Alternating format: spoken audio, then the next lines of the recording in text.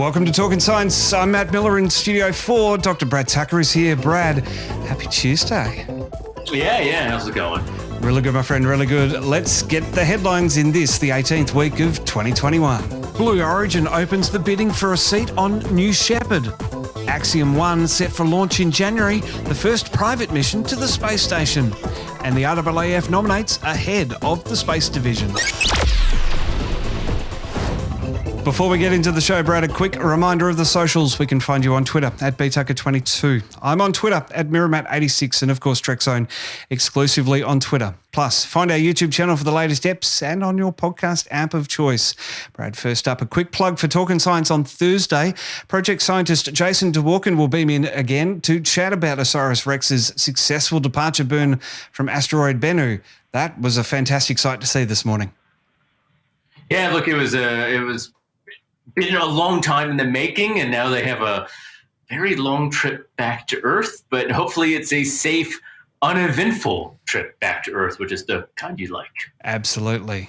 Brad, let's get cracking on our stories of the week. And a bottle of wine that spent 14 months on the space station is set to fetch around $1 million when it goes up for auction. Yeah, we talked about, when they had the results of this and how this wine had aged a few years, even though it spent a year in space compared to the bottles on Earth.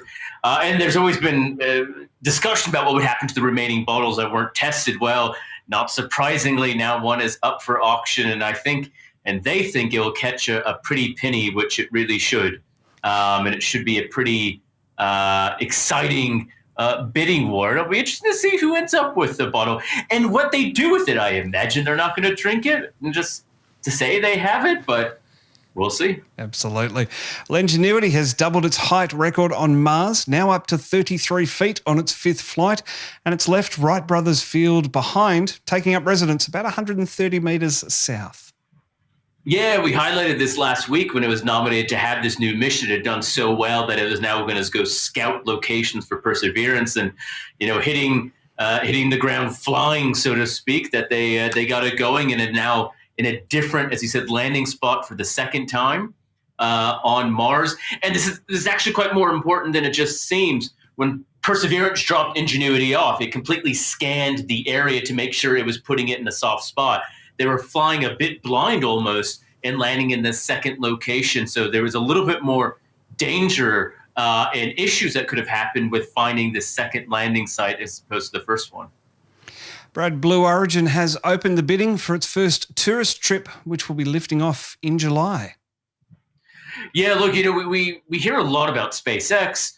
We've talked about, Axiom's private missions and doing that. So today, Virgin Galactic, we highlighted when they unveiled what their new plan would look like.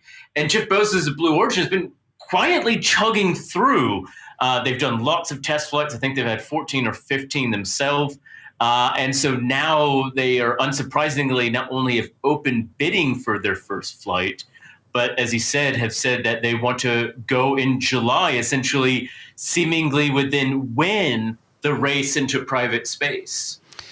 Yeah, well, the new Shepard rocket and capsule will fly up over 100 kilometres, float for a few minutes before parachuting back to Earth. So it's not a few days, but it's certainly one hell of an experience. That's right. It's more akin to what Virgin Galactic is doing in these short flights into space. And so the way Blue Origin works is they have their rocket booster, which does come back down and land and is reused, just like the SpaceX Falcon 9. And then the capsules, you said, that would descend down. So you get to see space. You get to technically get over that 100-kilometer mark, which it's a bit contentious actually with Virgin Galactic because the legally agreed upon definition of space is 100 kilometers, but the U.S. recognizes 82 or 85 kilometers where pilots get their space wings, so to speak. And that's the height Virgin Galactic's going to fly at. Regardless, everyone will experience that weightlessness and get to see that kind of overview effect of into space. So obviously some slight competition, I think we'll see about who is the most astronaut-like with these companies. But needless to say, clearly Blue Origin is aiming to be the first as compared to SpaceX's planned mission with Inspiration 4 later this year. Well, passengers will be able to gaze out of 6 windows, which Blue Origin claims are 3 times taller than on a 747. I imagine the views, even at 100 kilometres, if it isn't technically space, they're still going to be pretty spectacular. Oh, look, they will be. They will get that that boundary of saying we are into space, and it will also, I think, be interesting to see how much does Blue Origin charge, and how much do these first seats go. We know Virgin Galactic is charging $250,000 US. Blue Origin hinted a few years ago they would charge around $200,000. Again, trying to be slightly cheaper than Virgin Galactic, but they're opening this first one to a bidding, so it'll really be who wants to pay for that first seat to be in that first one to go in and say that they're part of that first batch ever to go into space. I imagine it will fetch well into the millions. Well, celebrities and the uber rich appear to be the core market for these types of flights, Brad, at least initially. As you say, with ticket prices expected to be around $200,000. That was the, as you say, the hint a couple of years ago. This auction, it's not all for Blue Origin. A single seat here will benefit Club for the Future, which is Blue Origin's foundation, which aims to promote STEM education. Certainly a worthy cause for someone to donate as much money as they can. Look, it's actually quite cool. There's been a number of schools in the U.S. who have paid relatively cheap amounts to actually launch an experiment technically into space. And it's been a really cool thing that, I know there was, in some school districts, it's actually the same cost as running a sports program is now the same cost as launching an experiment into space. And that's remarkable, right? It's incredible. And so there's a really cool benefit that you get to do, as you said, with this, in addition to being first. So clearly trying to find that fine line, like Inspiration 4 with SpaceX, about trying to bring up the whole broader community into space, as well as not just reserving it for those who are really well off and can afford to fly. Well, Blue Origin really has fallen away in the race to secure lucrative government deals, and they are protesting SpaceX's Starship contract for Artemis. So they seem to have turned their attention to space tourism. Yeah, that's exactly right. They were in that race for Artemis. They had unveiling their Blue Moon lander, as we highlighted, I think a year and a half ago now, and obviously didn't win it, as you said, and are protesting it. And I think they see that this is a different yet more lucrative market. SpaceX, while going into the private space race, is different and will be more expensive. They see the delays in Virgin Galactic and clearly see this niche that is really growing. And that's always been one of the motives behind Blue Origin, is this private access for space. So it'll be interesting to see how it develops and how it evolves into what they believe is their next generation after this rocket, and that is rockets to the moon.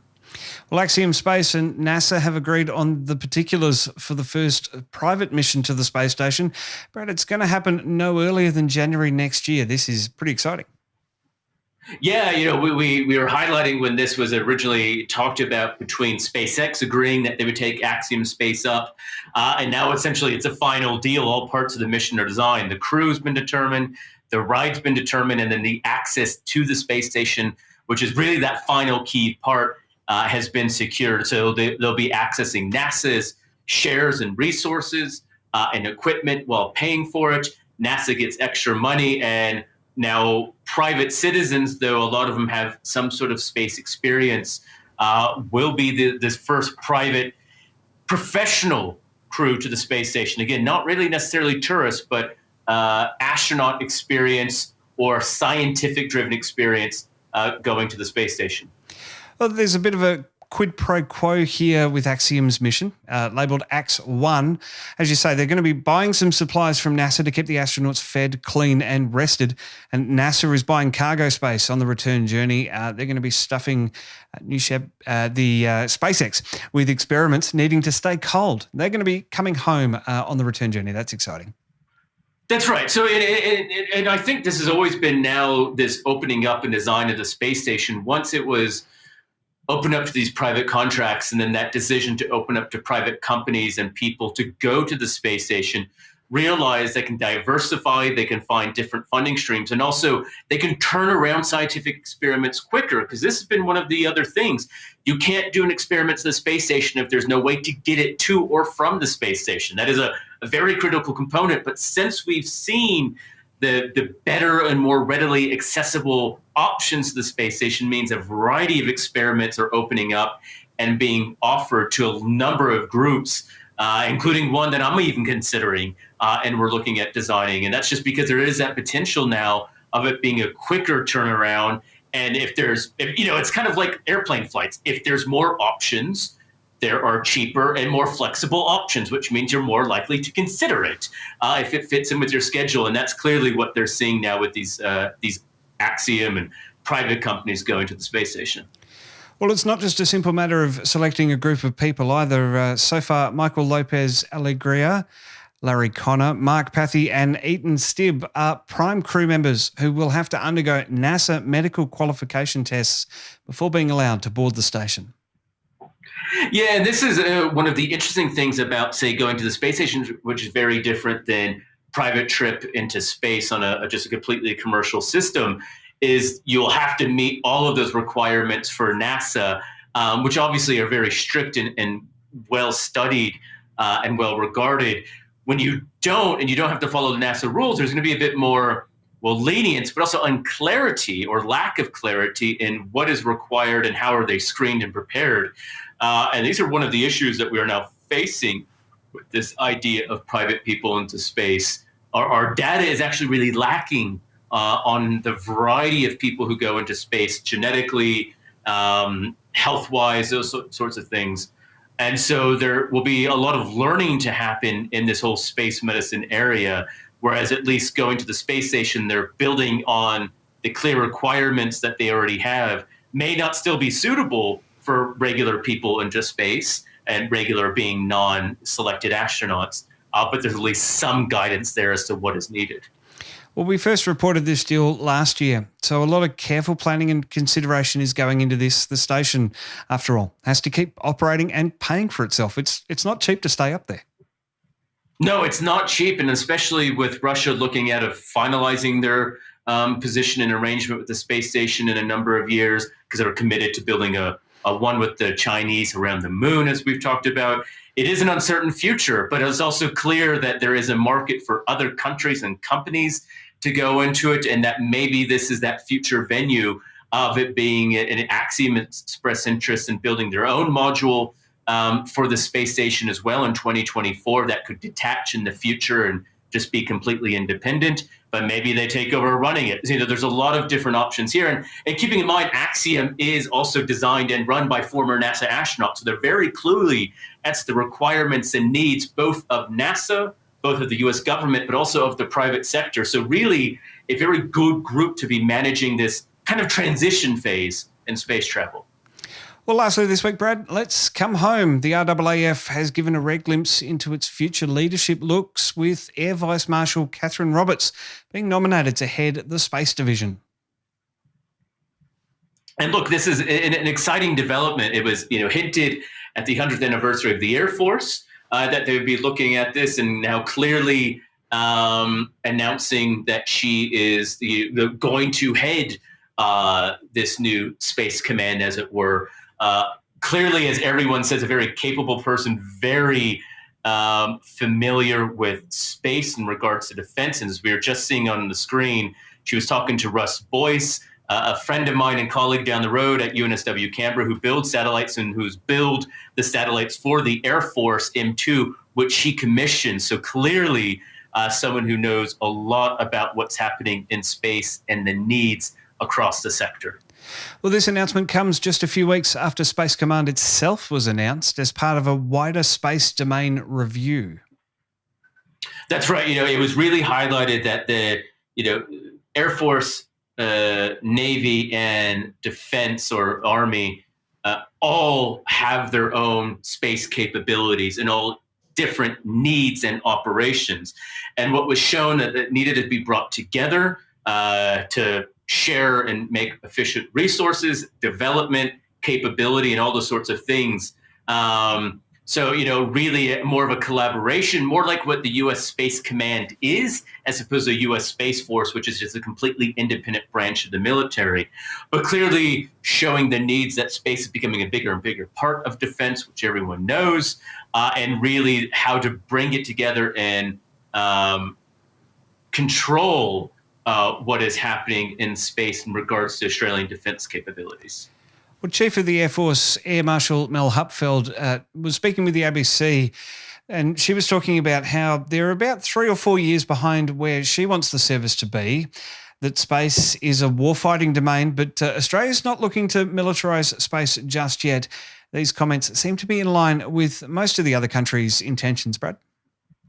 Well, and Australia's always been trying to play a bigger role in this. And actually, it's a much needed role, an important role, because, as we've highlighted before, Australia kind of covers a huge chunk of space based on our landmass. And a lot of other countries are reliant on our access and monitoring of space from the ground, which means we have a louder seat at the table relative to our GDP and population size, as opposed to, say, the US and China.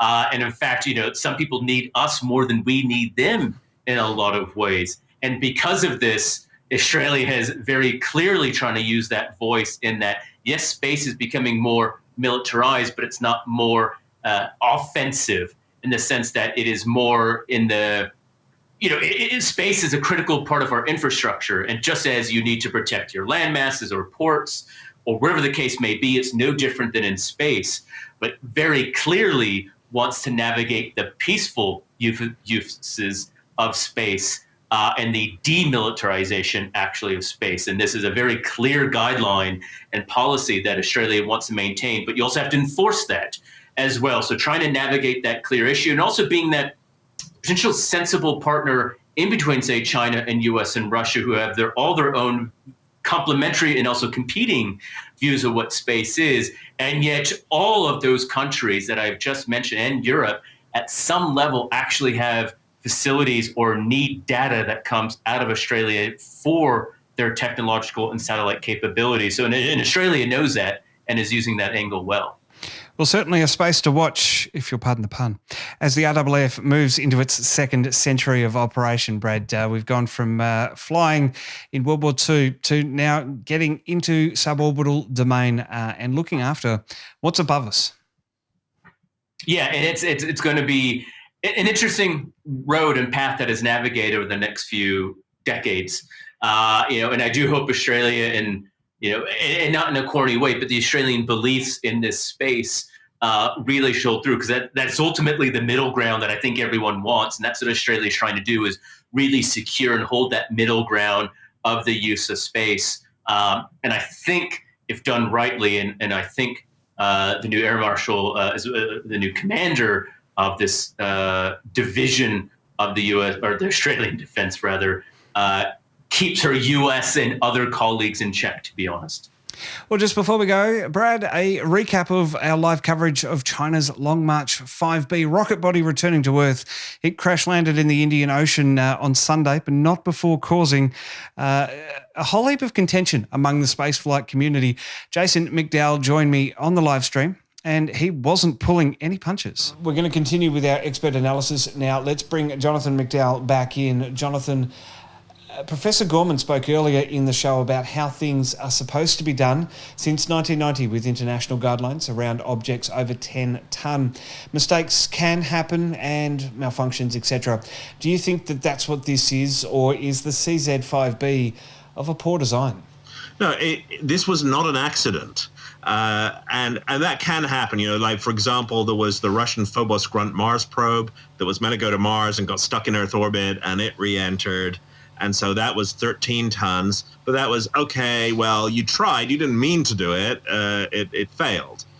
But with this Long March 5B, the evidence seems to be that this is actually the design. It goes into orbit, it's meant to go into orbit, it doesn't have a restartable engine, and so there's nothing they can do about it. It just sits there until friction with the Earth's atmosphere brings it down and it breaks up somewhere.